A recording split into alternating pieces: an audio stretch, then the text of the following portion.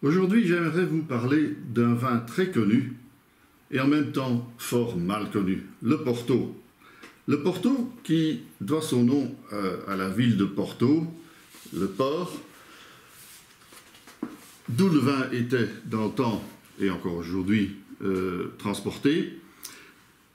Mais en fait, la zone de production, c'est la vallée du Douro, qui en fait est la rivière qui s'appelle Duero en Espagne et qui traverse le nord du Portugal pour trouver son embouchure à Porto même donc.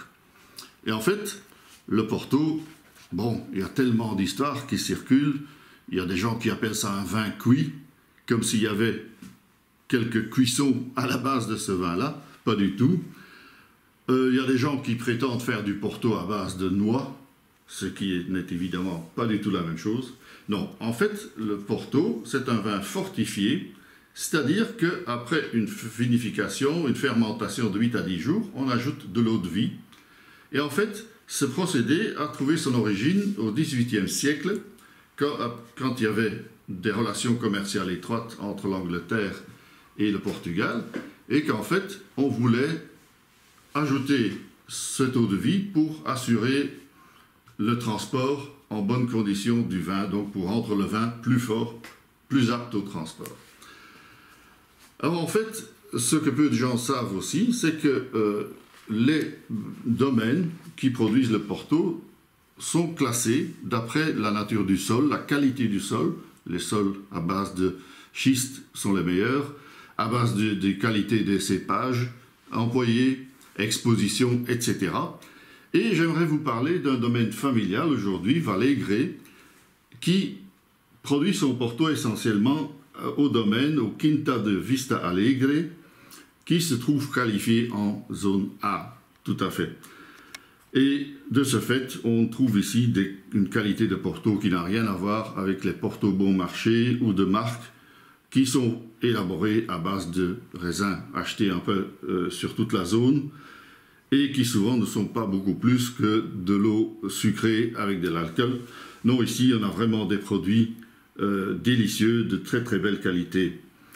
Et je vous parle notamment ici de la famille des Tawny, peut-être la famille la plus connue, ou mieux connue que les rubis. Les rubis qui ont pourtant le vintage comme fleuron. Mais en fait, les Porto Tawny doivent mûrir assez longtemps en fûts de chêne, pas des barriques, mais des grands fûts. Et de ce fait, ils mûrissent par oxydation. C'est-à-dire, les fûts n'étant pas hermétiques, il y a un contact lent avec l'oxygène, et qui fait que donc le Porto, le vin, va petit à petit perdre de sa couleur, et donc ne plus être rubis comme un jeune vin, mais donc de plus en plus tuilé. Ici, vous voyez le Porto Tawny qui a à peu près 3 ans d'âge. Et en même temps, donc, il y a une évolution dans les arômes. On passe des arômes primaires de fruits tels que cerises, qu'on trouve dans les Porto rubis, à plutôt des arômes de fruits cuits et des épices douces. C'est vraiment un très beau produit qui ne coûte pas tellement cher, mais qui est très équilibré, où la douceur du sucre est compensée par une belle acidité, très élégant, et une belle matière fruitée. Et pour comparer, je vous ai mis à côté le Porto de 20 ans d'âge, qui est en fait un assemblage de différents Portos avec une moyenne d'âge de 20 ans. Et regardez comme la couleur a évolué, on trouve ici vraiment déjà des notes, des tons orangés.